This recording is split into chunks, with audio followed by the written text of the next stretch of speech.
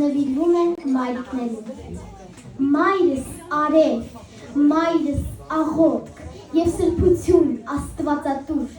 վարդերի մեջ ալվան ծաղիկ, ծովերից է լուրջ ու կապույտ,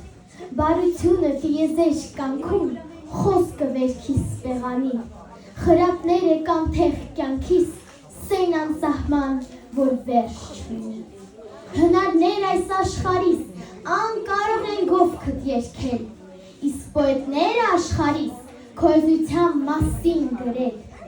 Մայրս տաճար,